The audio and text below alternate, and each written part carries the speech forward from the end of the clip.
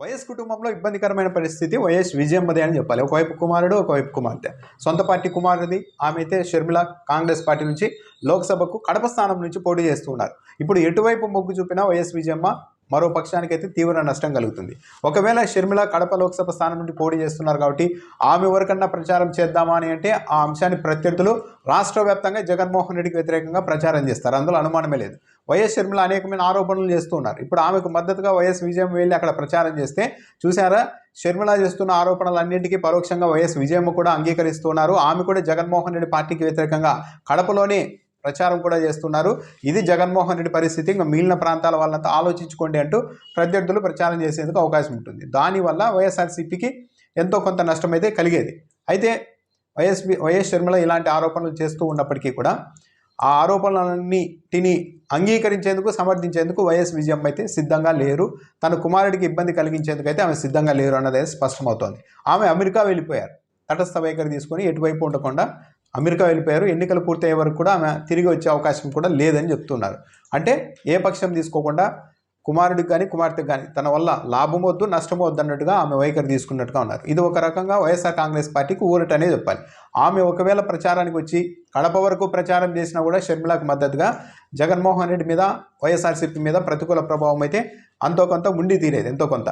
కానీ ఇప్పుడు ఆ పరిస్థితి లేకుండా పోయింది. అయితే ఇంకో విషయం ఏంటంటే వైఎస్ షర్మిల అక్కడ లోకల్లో ప్రచారం చేస్తున్నప్పుడు పులివెందుల ప్రాంతంలో కొందరు వైసీపీ అభిమానులు ఆమెను గెరావ్ చేసేందుకు, మాట్లాడుతున్నప్పుడు అడ్డుకునేందుకు ప్రయత్నిస్తున్నారు. కాబట్టి ఇలాంటివి చేయకపోవడమే మంచిది. ఎందుకంటే వైఎస్ సునీత, షర్మిల ఇద్దరు ప్రచారం చేస్తున్నారు. ప్రధానంగా మహిళా సెంటిమెంట్ను ప్రయోగిస్తున్నారు. చెల్లెళ్ళైన మా మీద ద్రోహం జరిగింది, మాకు అన్యాయం జరిగింది, ఇంకా ఇప్పటికీ మా మీద లేనిపోని ప్రచారాలు చేస్తున్నారు అంటూ ప్రచారం చేస్తున్నారు.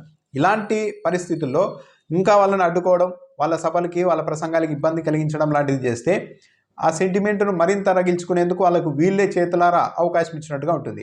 ఎవరు చెప్పినా ఇక ఇంత దూరం వచ్చిన తర్వాత వాళ్ళు చేయాల్సిన ఆరోపణలు, విమర్శలు చేయకుండా అయితే ఆపరు. ఎవరో తిడతారనో, గెరావ్ చేస్తారనో భయపడైతే ప్రచారం చేయకుండా ఉండరు. వాళ్ళు ప్రచారం అయితే చేస్తారు. కాబట్టి వాళ్ళ ప్రచారాన్ని వాళ్ళు చేసుకొని ఇస్తే బాగుంటుంది. అలా కాకుండా అడ్డుపడితే ఇంకా లేనిపోని ప్రచారం, హైప్ వాళ్ళకి ఇచ్చినట్టుగా అవుతుంది. దాంతోపాటు కడపలో తొలి రోజు కంటే రాను రాను షర్మిలకు స్పందన పెరుగుతోంది అంటూ ఒక వర్గం మీడియా ప్రచారం చేస్తుంది. అయితే అలా షర్మిల సభలకు వస్తున్న వారంతా ఎవరు అన్న దానిపైన ఈరోజు సాక్షి పత్రిక కూడా ఒక కథనాన్ని ప్రచురించింది. వైఎస్ షర్మిల సభలకు జనాలు రాకపోవడంతో డబ్బులు ఇచ్చి తరలిస్తూ ఉన్నారు. వివిధ కూలి పనుల మీద బీహార్ నుంచి రాయలసీమ ప్రాంతానికి వచ్చిన బీహార్ కూలీలకి ఒక్కొక్కరికి 500 రూపాయల చొప్పున ఇచ్చి సభలకు తీసుకొని వస్తున్నారు రోడ్ షోలకి. అది కూడా డబ్బు ముందే ఇవ్వడం లేదు, టోకన్ల రూపంలో ఇస్తున్నారు. ప్రసంగం, మీటింగ్ అంతా అయిపోయిన తర్వాత ఆ టోకెన్ తీసుకొని ఒక్కొక్కరికి 500 రూపాయలు ఇచ్చి పంపిస్తున్నారు.